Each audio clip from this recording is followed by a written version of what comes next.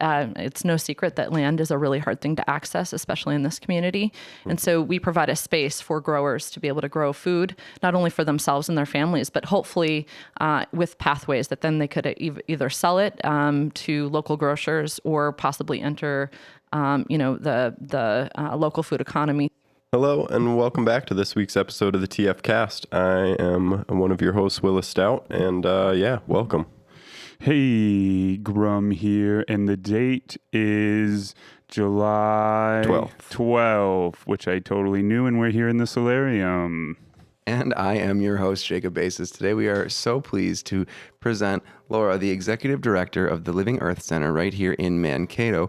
Laura, if you could please just tell us a little bit about what the Living Earth Center is, where it is, and what your mission is. Yeah, that sounds good. So, hi, everyone. I'm Laura. I am the Executive Director of the Living Earth Center, and we are what I like to say is a kind of a hidden gem in Mankato. We're a small nonprofit that was founded by the School Sisters of Notre Dame. So if any of you have ever been up to the Good Counsel campus right next to Loyola, that's kind of where we started, but we were founded as a nonprofit basically to promote the concept of connection through community agriculture and a number of different events and engagement opportunities for people to come together and share common ground. And what I mean by that is both the literal and figurative sense of you actually come together and we grow food.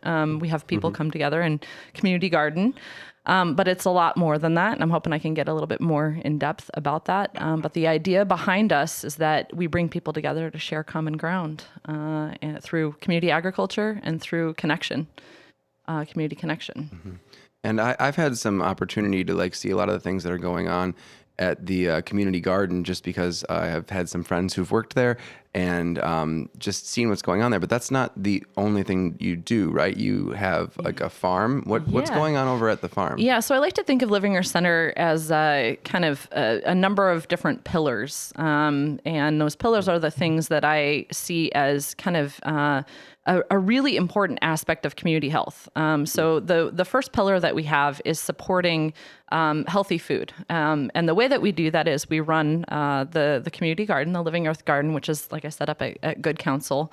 But then in addition to that, we also manage in partnership with Blue Earth County, the Blue Earth County Community Farm, which for those of you that are in the Mankato Blue Earth County area is right off of Old Highway 66, right along the Red Jacket Trail if you're driving out towards Mount Cato. If you're driving towards Mount Cato and you look kind of to your left, you'll see this area that actually used to be a construction zone when they were redoing the road. And the county basically contacted us and said, would you be interested in helping us kind of revive this concept of a community farm that was started about 11 years ago, almost 12 years ago now by the county. And essentially what the community farm is us that manage the space to be able to grow food, healthy food, meaning produce, organically grown produce that is donated back into the community. But in addition to that, we also have people that are growers that come out there and they're able to grow in a larger space in the community garden. Where they can actually grow food that then we're hoping can be a little bit more expansive pathway to the local food economy. So we have a number of growers there right now. I think it's right around 18, mainly from East African countries that are growing crops that they wouldn't have normally been able to grow because it's no secret that land is a really hard thing to access, especially in this community. And so we provide a space for growers to be able to grow food, not only for themselves and their families, but hopefully with pathways that then they could either sell it to local grocers or possibly enter the local food economy through, giving it to or selling it to restaurants or even possibly having it at the farmers market, so that there's ways in which people who want to grow food that are crops that they wouldn't have normally been able to do are able to do that. But in addition to that, it's a concept of food justice, being able to offer food that isn't readily available within our community to groups within the community that would have to drive up to the cities to get some of these crops. So that's the community kind of growing aspect of it. The other pillar of Living Our Center is really more of this concept of connection. How do we bring people together? And so the ways that we do that is we have this community garden, which is this open space where people can come and connect in these ways. I kind of tease, all is fair in love and tomato growing. You still have the same sun shining down, you have the same water, and it's really a level playing field. You have people that can come together from every different aspect of the local community, whether it's a difference of socioeconomic backgrounds, different religious backgrounds, different age backgrounds, different political backgrounds, and yet they find a way to connect in some way. And there's some really cool stuff that happens within those spaces. And so I stand on my soapbox, and I'll continue to do that and shout that I think that there's a case to be made for why this area in particular really should have more community growing spaces, spaces in which people can come together and grow food and create relationships, not only with the land, but also with each other. So that's the second pillar, is really that concept of connection. That's probably the center pillar. And then the third one is really bringing people together through education and through learning and celebration. And so we have a number of different opportunities for people to engage with the world around them, and also with each other through a lot of our educational opportunities. We have everything from we're going to be hosting a plant 101, a plant identification 101 class coming up, a native pollinator class that's going to be coming up. We host solstice events where people can come and celebrate the seasons. So there's a number of different opportunities for people to engage. There's one of my favorite events that we do is something called Community Common Grounds, which is the idea, I will say it's borrowed. It's a borrowed idea where we try to get different groups within the area that wouldn't maybe normally come together or cross-pollinate. And try to get them together to figure out what the common ground is between their two kind of areas. So the best thing, the examples that I can give are punk rock and pollinator gardens. Maybe the people who are interested in punk rock might not be interested in pollinator gardens. Maybe they are, but there are two kind of different groups of people and circles of people that we want to try to get together and cross-pollinate ideas and cross-pollinate relationships and things along those lines. So coming up, we're going to be doing one I think it's the end of this month, where it's bike polo and vampire novels. And we're going to be hosting it at Locale Brewery.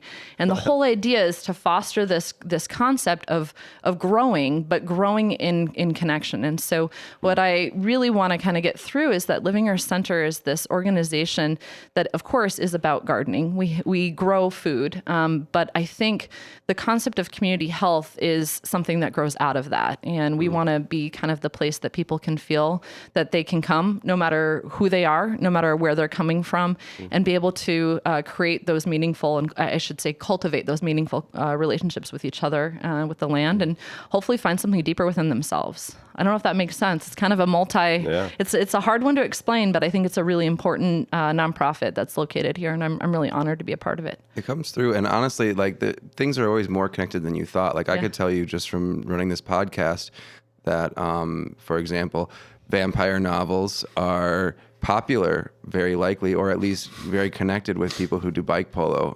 One of our podcast guests, Teresa Crozier, wrote a vampire novel. Yeah, I actually know Teresa. It's exciting. Yeah. And she was recommended as a guest by a bike polo player. Yep. So it's just and I would say just as a in general that pollinator gardens are punk rock. I think that is an easy statement. I actually came across a Facebook group. I think it was based in Australia. That was specifically that, punk rock pollinator gardens, and it was a bunch of punk rock dudes and dudettes that were all about how do we kind of plant more native plants and do good for the earth. And I think you're absolutely right. I really believe that community health is multifaceted, and it's not just about having people that are healthy eating and things along those lines. I think it's also about how we're mutually supporting one another. And I think oftentimes we approach some of these issues kind of head on. We say, all right, well, we have to have these community meetings and we have to have these open discussions. And what I found working, especially in the community garden, is the easiest example, is that you have people that kind of organically happens when you have people that are coming together in a shared experience. experience. One of the best examples that I can give is at the community garden. There's been some shifting around of who the people are now, but there's a little corner of the community garden where we have someone that is a refugee from Vietnam, and right next to him is an asylee from Iraq. He's Kurdish, and he actually fought in both Iraq wars. And up until recently, right next to him was a Vietnam War vet, so an American who experienced wartime. And so there's these three men that are kind of coming to a community growing space. And I can't speak for their experience specifically, but I can say, like, I've witnessed people planting pain and growing something good there. And what's so cool is that these three men probably would not be sitting in the same room together. There wouldn't be an opportunity in which they would all kind of come together, but they're interconnected in like some of those ways that you were saying. But what's really interesting is I see, even though they don't speak the same languages, they help each other out. They share the produce that they've grown, some of the unique produce that they've grown. They help water each other's gardens. There's just this like interesting bonding that happens. And so I think that a lot of really cool things can happen when you get people together in an organic kind of way. And that's really why I think community growing spaces and community gardens, just ways that we can bring people together in that kind of maybe not unintentional way, but like the less direct way, is really a case for creating thriving communities. And I think that's one of the things that we do well at the Living Earth Center. And I'm excited. It's cool to see how you get all these different types of people together. Has this always been one of the goals of the Living Earth Center? I mean, I don't know how old the nonprofit is, or like how long you've been in charge of it, but for how long has it been so community oriented? Yeah. So this is it's really interesting because I just had a board orientation last night, and we were kind of describing the history of Living Earth Center. So we were born out of the School Sisters of Notre Dame, and for those that are maybe not familiar with the Mankato community, the School Sisters of Notre Dame are a Catholic women's community, women's religious community that was founded, I think I might not get the exact date right, but in the late 1800s here in Mankato. And what's really fascinating is I'm not Catholic. I wasn't raised Catholic, and yet one of the things that I can so appreciate is that this organization was founded by the sisters under the values of honoring the connection, the interconnection, creating spaces in which people could learn and grow with each other. And then in addition to that, honoring everybody, making sure that people feel welcomed and accepted. And so in the late 1990s, the School Sisters started the community garden up at Good Counsel, and they did so making sure that people could come and have access to land. I think it was a kind of a move for food justice. They wanted to make sure that people could grow healthy food within their own kind of community. But what was born out of that is kind of this way to further a lot of their values that are, what I like to say, are not religious, but are spiritual in nature. They have a little bit more to it. It's really welcoming space to any person who wants to come, regardless of their religious or spiritual background. But in the 1990s, they started this, and then they hired my predecessor, Lisa Coons, and she was a force within the local community. She has since passed away, and she was really, I think, the connecting point to the local community with the sisters. They did a really good job of bringing everybody in, but this was like the first step with Lisa coming in to really amp up the concept of how do we get more people to kind of engage in this way where they feel a part of something more. And so when I took it over, Lisa had become quite ill, and the School Sisters knew that they were going to need to find a way in which they could carry out their values in a legacy. And I want to kind of hone in, it's not a religious value. It's the values of stewardship and values of connection, values of sustainability. So they wanted to figure out ways ways that they could do that. And so they said that we had to become it used to be called the Center for Earth Spirituality and Rural Ministry, which is a mouthful. But they said this has to become a nonprofit. And so it was a really interesting kind of transition where Lisa became ill and subsequently, left us. And I came in, and what I like to think of is I was able to take the foundation that the school sisters have laid, that Lisa had helped grow, and then kind of continue to nurture that into the next growth phase. And so the organization has been around for quite some time. In fact, we are partially funded and actually majorly funded by the School Sisters of Notre Dame, and will continue to do that. But it's not a new organization. It's been around for a long time, but we're in a growth phase for sure. I do actually think it's pretty interesting. Another one of the things that I've learned since I've been up there, and correct me if I'm wrong, is that the School Sisters of Notre Dame is not like a Catholic mission or anything that's individually funded by the church. It's basically like more similar to a commune of like, nuns than it is like a specific religious organization. Well, I think that they would, I can't speak directly for them. I think, they are a Catholic organization, most definitely. That being said, the experience that I've had with the sisters has transcended any type of, confines of a very specific religion. I think if there's a group of women that can get behind a mission, they're the women that can do that. They're the type of women that I think place care for people, care for the earth, and care for one another above any type of religious kind of box, if I can say so. And so it's really interesting because that's the legacy. They thought ahead, and they said, we want to make sure that we are able to embody our values, because we know that we're not going to be around forever. As many of you may know, they have since moved from the Good Counsel campus that they called home. And so this was a way in which they felt that they could ensure that those values continued, because they thought that those values transcended any type of, organization, or spiritual box, or religious box that they could think of. I don't know if that makes sense, but they're a pretty cool group of women. And I gotta say, like I said, I was not raised Catholic. I don't identify as Catholic. There's a lot of people that engage with our organization who don't identify with any type of religion.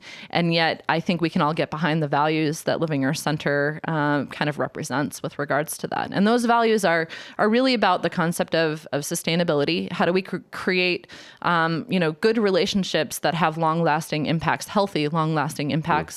How do we get behind the concept of stewardship of the land, of each other, of our communities?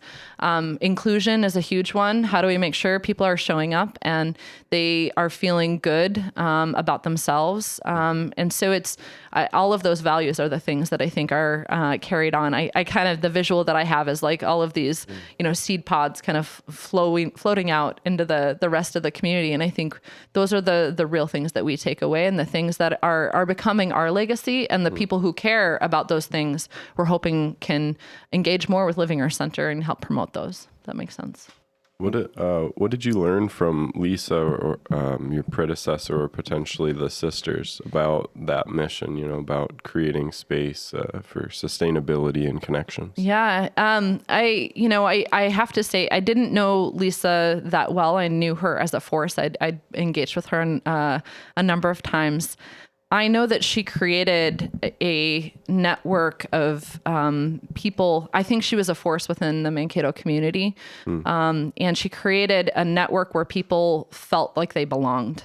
And so coming into that position, I knew that I had to ensure that was a continuation. I think that she's infused in pretty much everything that we do. I hope. I hope we're doing her legacy the justice that it deserves. But I think that she was just such a force of connection and inclusion, and so she really was able to do that. I think with regards to the sisters, what I've learned, they know how to run a mean meeting, and I mean that I say it practically, but it's true. Like, there's an organization and a way in which you go go about things that I think is done with reverence and intention. And that has kind of carried on. But from a much deeper sense, I think that every sister that I engaged with showed that, there is a way that we can do better. We can do more within this community. And we not only have, ways of doing that, but we also have maybe an obligation. We have a responsibility. And so it's interesting because I've been a member of the Mankato community for, I guess it's going on 20 years. I'm originally from Denver, Colorado. And so moving to Mankato was a little bit of a cultural shift for me. But what they've showed me is that we have a responsibility to make pathways for people, and people that are within our same kind of, have our same privilege, but more so making sure that we have pathways for people with less privilege, and using that privilege as a platform in which to create space. And so the sisters, I think, embody that, and I think that we can add to that. We have the ability to continue that in whatever ways. It's cool how a community garden can be like a host for a solstice event where we have people who are dancing with fire, while at the same time the next day be having a conversation about soil health and have farmers come in and have a meaningful conversation about the what the importance of cover crops are, and reducing the amount of nitrates that are going into the soil, if that makes sense. It's this really interesting kind of swirl and positive spiral of good things that are happening. Wow. Yeah. I don't know if it was a long answer to your question. Yeah, that's awesome to hear. I guess I'm curious, maybe personally, what you've learned through this project about community in Mankato. Like either speak about some of the stories you maybe have experienced being here, especially not being originally from the area, but maybe what you found here, either in terms of community or even soil health and growing opportunity. Oh, yeah.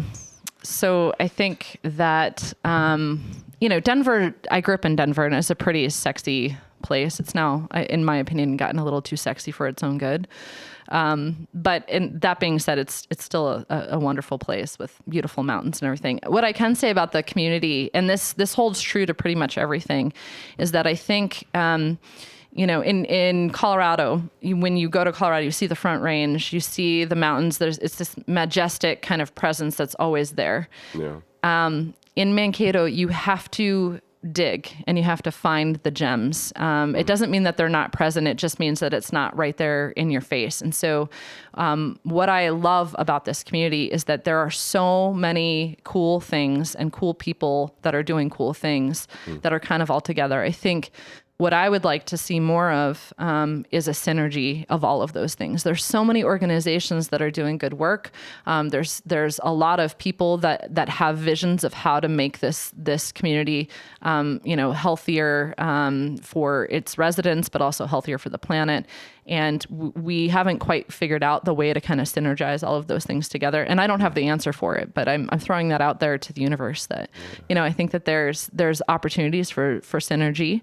But I think there's so many beautiful things that are going on here. And it really is, it's a perfect connecting point when you think of just all the river tributaries and everything that's coming together. This is like a gem. Mankato is a real gem, but I think it has a lot of healing to do. And I think it has a lot of, a lot of people that are wanting to do the good work and everything like that. And it's just a matter of figuring that out. I would say one of the things that I've found, and I think that this is present everywhere, not just in Mankato, is that there are barriers that exist for people. And in particular, land is our key one. If you want to be able to grow food, we live in what's called the green seam, and yet I don't think that there are opportunities as there are in a lot of other places for people that would maybe want to participate in the local food economy. I don't think that there are as enough opportunities for people to be able to do that.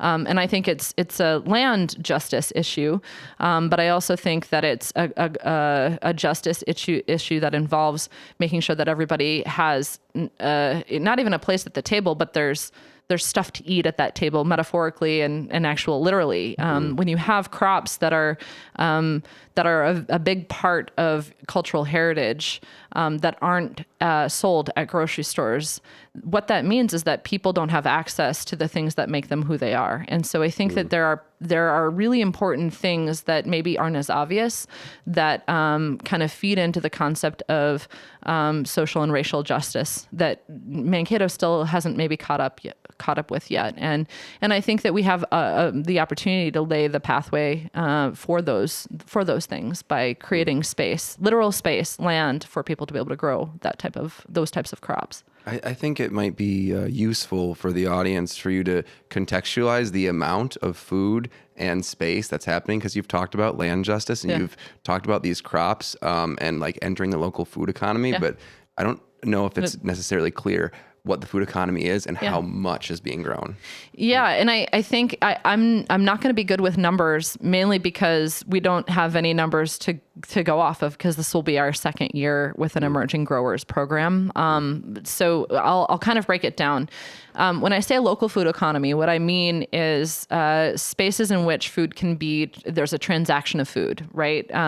Of food that's grown. And oftentimes the food that is put into our grocery stores, including our food banks, is food that is coming from maybe not a local area, right?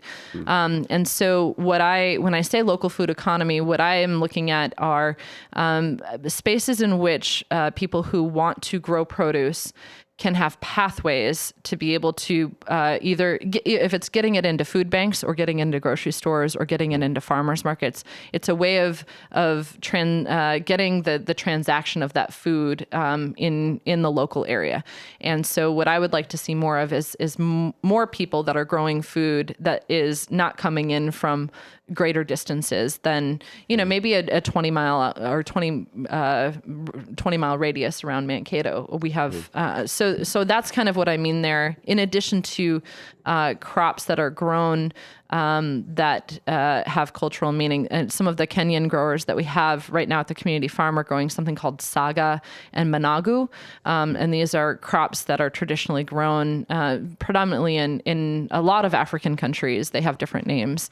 But there isn't space in which to do that. If you live in an apartment complex or you live in an area where you don't have enough space to do that, farmland is impossible to afford. And so it just that's a barrier that's right there, if that makes sense. So right now at the community farm, we have 18 growers that are growing on what I would, it's usually about a 40 by 40 plot. We need more. I mean, we need more space. It's not enough, but it's a start. And the idea would be that we would even have like a farm stand where they could sell that food. But if we can grow and expand in the ways that are where we're going with our growth vision, then we would have much more space. I was talking to one of the growers and I asked, what would you need in order to make this a revenue generating, type of system? And he said at least 1.5 acres per grower would be what is needed in order to generate enough of an income, maybe that you don't have to be full-time, but enough to make it so that there's some return on the investment of time and seeds and everything along those lines. So what we do is we try to take away the barrier of, maybe not providing seeds, but providing water, providing tools, providing the space itself, and any additional, funding that we can put as far as training and things along those lines. That's kind of what we're teeing up at the community farm. Did that help explain it? It does. Yeah. And it kind of actually brings another thing to me that I think about with food all the time is that, a lot of the foods that we have every day at the grocery store are meant to be seasonal. And like the reason that they're not seasonal is because we have a wealth of privilege. Yeah. And also like when... one of the things that's going to happen if climate change continues in the way it is that we will have less availability of foods that are currently seasonal and need to rely more on that. So looking at a product that's being grown out there that is as seasonal as someone can locally grow it through an organization like that is pretty amazing, from a food standpoint like that. I think it's important that we're having the conversation too, because we are going to be witnessing some pretty intense changes with regards to our food system in the coming years. We know that California, a lot of the stuff that's going on with climate change in California is impacting food prices. The availability of food just is not going to be the way that it always has been. And I think that we're going to be experiencing food shortages. And I shouldn't be so bold to say that, point blank. But what I can say is that we are already seeing it at the community garden. There are people who are coming in and saying, I don't have a choice. Either I pay the electric bill, or I pay for food. And if I can mitigate and these are people that maybe wouldn't have normally been in food crisis before, and now they're experiencing food crisis. So in addition to inflation, we're also going to be looking at shortages. And so there has to be an emphasis on local food economy. And when I say that, that means how do we support the local growers and farmers within the area that can kind of reduce the cost, in addition to making sure that food systems don't break down. We saw that during the pandemic. We saw that there were shortages and things. There's not a shortage of growers in the area. It's just a matter of how do we support them? How do we ensure that those are the products that are infused within the places in which we can, purchase. And in a lot of cases, places that even donate food. We want to make sure that a lot of the people who can't afford food on a day-to-day basis have access to healthy food. I think that's another really key thing is it's making sure that there's access to healthy food because that's a big part that talks, if you don't have access to healthy food, then you're dealing also then with a community health crisis. People that don't have access to healthy food end up having a lot more health issues. That puts pressure on your local health systems and everything along those lines. So I see it as an interconnected system that we have to support. And be able to talk about for that, like even just saying like food shortage in America sounds a little bit like the language of fear, but the reality with food shortages is that like it looks less like a bread line and it looks a whole lot more like reduced availability and then inflation on existing low quality products. And, we have seen it. Like we've seen people running out of their favorite brand of chicken nuggets and having to buy something else, or you can't get the 40-pound bag of rice anymore. And that seems really menial, but like it is an indicator that, something up the production chain has caused a problem. And I think it seems menial for some. For others it's a crisis. If you're looking at your food, your grocery bill right now, for some people, that especially people that are engaging right now with Living Earth Center and the growing spaces that we have, it literally is a choice. It's coming down to a choice of whether or not I'm going to be able to provide, some of the basic needs for my family. And a lot of people are having to make choices to buy unhealthy food because they're part of a much larger, inexpensive system. And again, when you don't have access to healthy foods, you're not able to feed your body in the way that is so important. And so what we see, like with any, crisis, the people who have the less advantage are the ones that are going to be hit the hardest. And so, that's not to say that there's not empowerment in a lot of the choices that people make. But what I love about community growing spaces and community gardening is that that empowerment shifts to people who can grow their own food and have agency in their choices. And I think providing agency is the key for healthy people. It's the key for how healthy people engage with their communities and their environments. And so I'm here to make the case. We have to have more spaces where people can grow food. Yeah. And with those statements in mind, what does your path of growth look like? Yeah. So we know that we likely will not be staying at the Good Counsel campus. This isn't like new news. The gardeners have been informed. We know that we've got a couple more years to stay at the Good Counsel campus, but there are going to be some changes up there. And so we are going to be looking for a new forever home. And that forever home has the vision that we would be able to provide the same amount of space. We have about 2.5 acres of community garden space up at Good Counsel. It's we have about 180 community gardeners and their families. We also host a number of different organizations. Mankato My Place is one of them. They come out on a weekly basis. They do a garden club, and it's really cool to see those kids come out. The YMCA, we've we've done a couple of programs with. They come out, in fact, this year, I think they're going to come out and harvest a bunch of the apples that are up at Good Counsel campus. And then we have an MRCI group that comes once a week as well. So it's not just individuals that are growing up there. We have a number of, organizations that are there as well. But we know that we're going to have to shift. So we're looking for space that can accommodate at least the current, community gardeners. But we're also looking to expand that concept of emerging growers or grower space. And so we are looking for a new property that could potentially accommodate all those things. So there's a number of different, ideas. We're open to any idea at this point, kind of playing around with how we could also infuse other places. One project that we worked on this year is we helped develop a community garden at the Homestead apartment complex, which was super fun. And so it could end up looking like there's a number of different growing spaces throughout the community that we're kind of helping to set up and manage. But ideally, we'd like to have a space that we can call a forever home and be able to host events, and in addition to some more acreage, so that even if it's a handful of growers can have access to that acre and a half to be able to, have economic pathways, to be able to put food into people's mouths here, if that makes sense. So. Sure. We'll see. I don't know. That's awesome. It's interesting to think about even like property managers or like you said, apartment complexes, instead of maybe adding a pool, adding like a community garden or something, just as an alternative way of, giving opportunity to the people living in their areas. Yeah. I will say, I think, a lot of property managers, when they think of community gardens, they think, well, okay, who's going to manage? How do we make sure that the weeds don't go out of control, that it's not unsightly? And I think that there is like a fine balance. I think setting things up in a way where it's the community that wants it is essential. Talking with the community members, but I also think that we're going to have to get creative about how we're going to solve a lot of these challenges.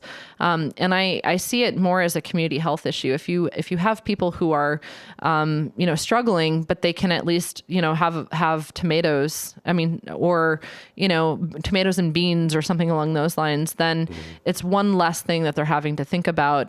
It relieves just a little bit of pressure. So I think if we can relieve little pressure points around the community, just like you were talking about at some of these other property places, then I think it will have a meaningful effect, albeit not, all in one shot. But I think that a lot of properties should consider it and talk to their residents. Like, what would you think about this? And there's a lot that you can do with a small space. Within a 10 by 10 garden plot, you can have food for your family for the entire growing season. So there's a lot to be done. I think it's possible. I think it does a lot to change attitudes too, because one of the big things is that in order for us to, mitigate a lot of the climate change problems that are impending, is that we're going to have to change the way our cities are laid out to have less asphalt and more green spaces and like put things in more reasonable distances for humans to travel. Yeah. And like making those visual changes and starting to, integrate those changes into people's lifestyle is what gets people away from I solve every problem from getting in my car and driving up to Madison and then coming back, Exactly. Yeah. It's funny. I was also thinking, when you have something within walking distance, you're more likely to actually go out and, and do it. Right. I was just thinking, I read a study a little while ago about, community gardens. I think it was in the Detroit area they took over some of these vacant lots and then put in community gardens. And they did speak with the community about it. They talked with community members. Is this something that you want to do? And everything like that. So I think it was a city funded program. And what they found was that the trash within, I think it was like a couple of city block radius. So it wasn't like a mile radius, but it was a couple city block radius that somehow the trash was better picked up. The crime rates within those areas went down. There was more businesses started to kind of pop up in some of these vacant areas. Again, this was Detroit. And so I think, again, there's a lot of these unintended consequences just by the visual of it, having green space and green space that's engaged with. So instead of just having a park where a dog can go and poop or something like that, which I'm not against parks and playgrounds, but it's one of these things that you want to make sure that people are engaging within that green space. And so, I think that there's a lot of ways that we can be creative, and it might not just be community gardens. I'm for that, but if there's pollinator places or people to come and have kind of a volunteer group to keep up some of those garden beds or something like that, there's a lot that can happen. I also think that we should be planting fruit trees in a lot of these areas. And there's this whole gleaning kind of movement where people can come and, just pick fruit trees and everything like that. There's no reason why people shouldn't be able to at least have a snack, if not just be able to, take care of the food crisis that we have. Yeah. Well, and some of the way that we approach green space is really tied behind a big level of privilege too. If you put in a brand new park that's only accessible by the interstate system, yeah, well, I mean, not everyone can access that. And also if you for one of the Old Town things that's going on, they're going to put in all this green space in Old Town. That's an entertainment district. It's an entertainment and expensive shop kind of district. And those things do help drive tourism, but how useful will that be for the inhabitants 1 to 3 blocks up? Yeah, exactly.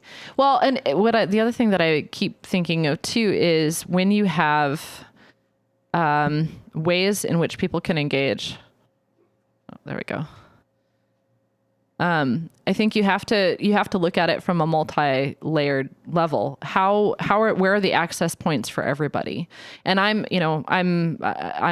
do this and I don't always see my blind spots. So, I mean, I think that this is a big thing, but I think a lot of our cities, our city management systems, the way in which we're looking at how to build infrastructure should consider how access works for everybody. And it's not to say that people who can spend money shouldn't engage in these green spaces, but I think you bring up a really good point where if there's other channels to that, or other people that you want to be able to access that, how can we see the barriers? And, for me, it starts with having a conversation with people, sitting down and actually talking about, what do you want this to look like? And what are the things that you can see happening here? And it's pretty amazing what community members can come up with. So yeah, I would agree with you. Yeah, another thing about that is everyone in my neighborhood, I would say a lot of us can't even afford to go to a place like Featherstone for a lot of the big shows there. But I'm the one who doesn't get to park at my house whenever they have Featherstone shows. I think that's just a perfect example of let's build this huge thing here and then not worry about parking, because we're parking in front of people's houses with no driveways. There's plenty of parking. Yeah. And I think even having the opportunity to have a shared conversation. Again, it's I have this, and it might be a hippy dippy vision. I get it. I have maybe just the right amount of hippie.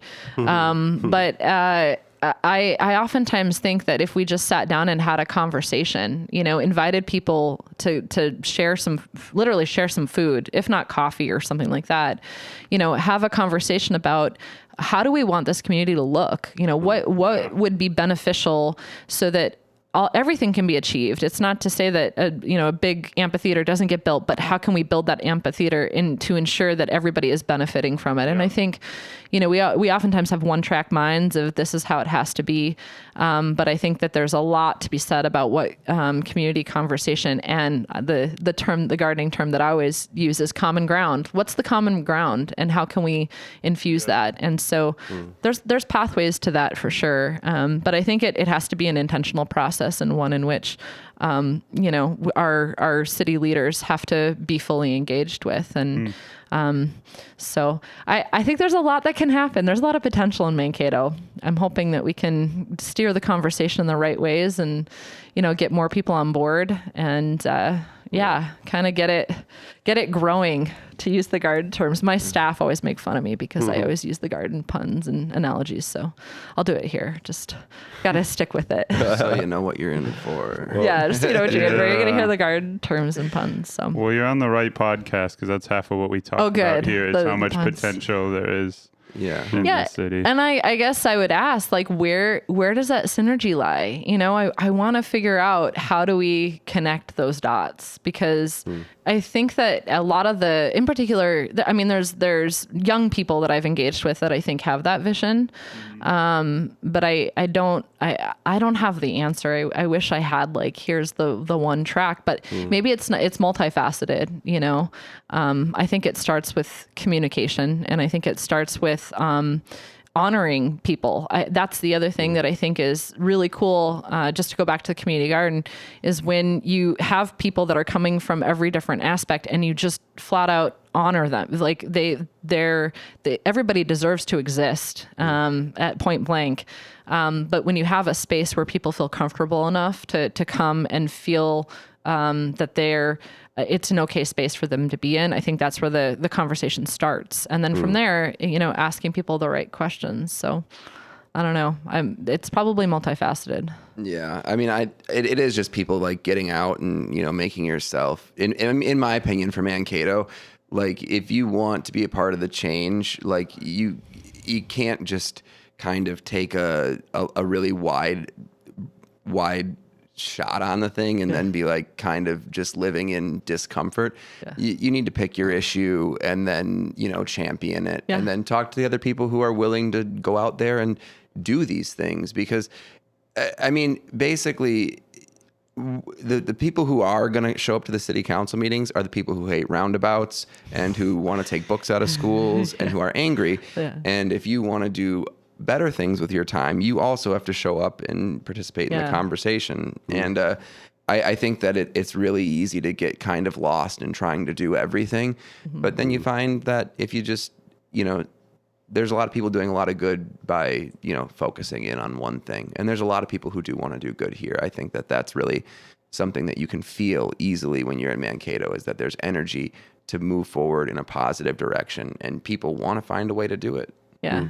I think fear is a powerful motivator. And if we can flip that just a little bit and say, you know, look, there's ways that we can move forward that are in a good way. And the other thing that I've recognized, and maybe it's just because I'm getting older, which has had some benefits, I will say. I'm kind of moving into this phase where it's like I'm okay with also saying, oh, like I had this perspective and now I've been shown something completely different, or I've listened to somebody and I can change that, or I can apologize. I can, you know, look at evidence that somebody else has presented and say, oh yeah, I can totally shift that.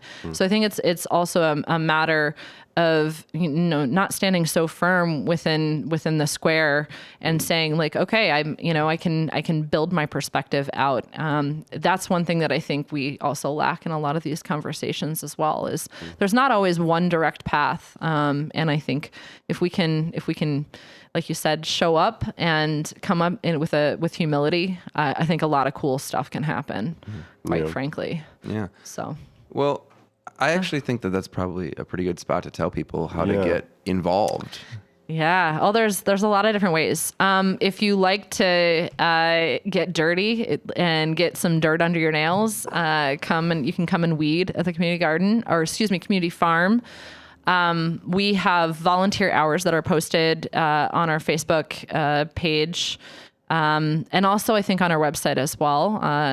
So that's a good way to come and actually, you know, get engaged in a physical way. In fact, with the community farm, that's how this whole thing is working. The food that we grow there, I don't think I specifically mentioned, but the food that we grow there at the community farm, the growers grow their food. And then there's a whole volunteer section that all that food is donated to Echo Food Shelf, Cada House, feeding our communities partners. And one thing that I'll mention just really quickly, because I forgot to mention it, is what's really neat is that we've been able to talk with all of those organizations and say, what do your constituents want? What do the groups that you're working with, what do they want? And so we're able to grow stuff that is specific to what some of those communities want.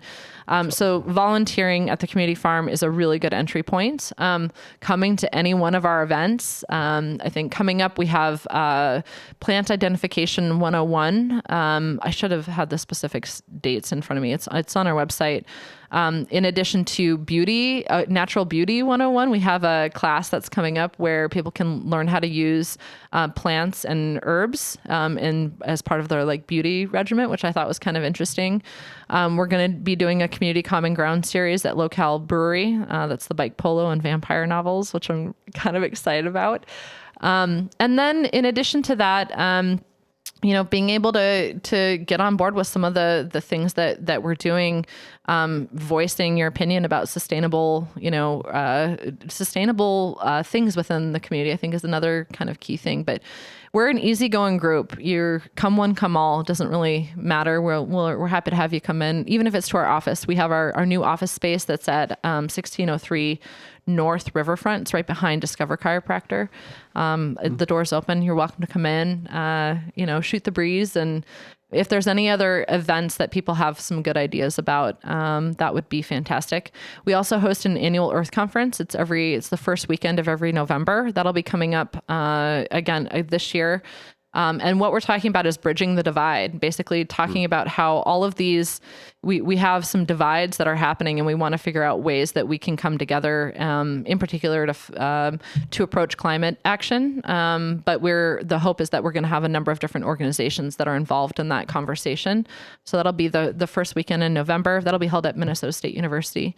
So there's a lot of different opportunities to get involved. Come out and at summer, we already had our summer solstice, but we have a winter solstice that we do every year as well. Kind of an event up at the community gardens. So lots of ways. And, it's fun.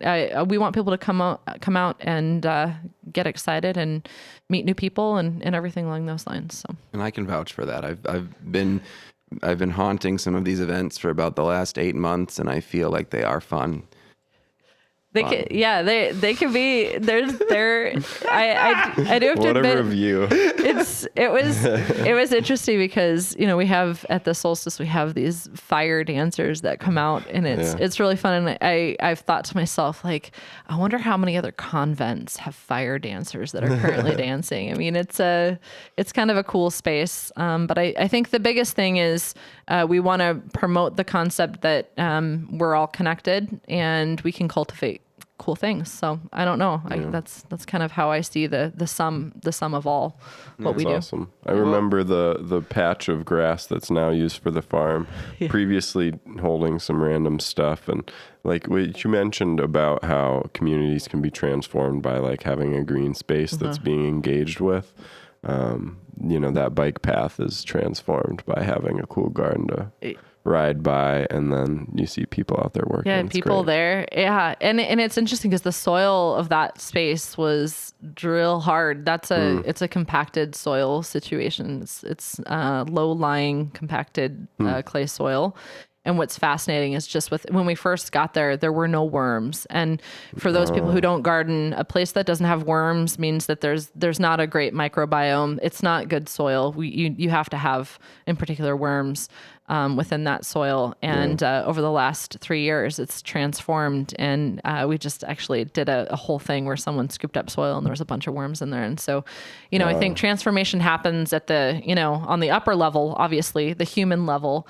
But I think in particular with growing spaces, there's a lot that happens from an environmental level as well. And that's huge. That's a big direction to kind of go forward. And I think we're going to eventually have no choice but to start paying closer attention to environmental aspects of the spaces that we are in, kind of like you were talking about. Yeah. So. I think the only thing you actually left out was you mentioned your website, but you didn't say where it was. Yeah. So it's www.livingearthcentermn.org. We're on Facebook. We're also on Instagram. And we're around. If anybody wants to get on our mailing list and get our annual newsletters, get emails, they can engage with our website. And I would be remiss if I didn't make a pitch. I mean, we're a nonprofit, and the only way that we're able to make sure that we can pay staff and ensure that we can continue to do the cool stuff that we're doing is through community generosity. So we're in the middle of a campaign called the Give to Grow campaign. So if people in enjoy and appreciate what we're doing and want to continue to see that grow and evolve and happen, then any donation is really needed. We're a tiny little nonprofit, and it means a lot. So any amount is really important, and you can see all that information on our website as well. It's awesome. Well, we appreciate you being on the show. Thank you. Thanks for all the good work you guys do. Yeah. It's a good good podcast, good show. You guys are maybe the synergy, bringing all the cool stuff together. That's high praise. I really appreciate that. I don't know. I think I'm gonna go bold. I think that might be the case. So. Whoa. You guys have a lot of cool stuff going, I think, and voicing, getting all that out into the ether is important. So it's awesome to have cool stuff to talk about. Yeah, Mankato has a lot of cool stuff. We do. Sure do. Well, thanks for joining us. All right. Clear. Thank you.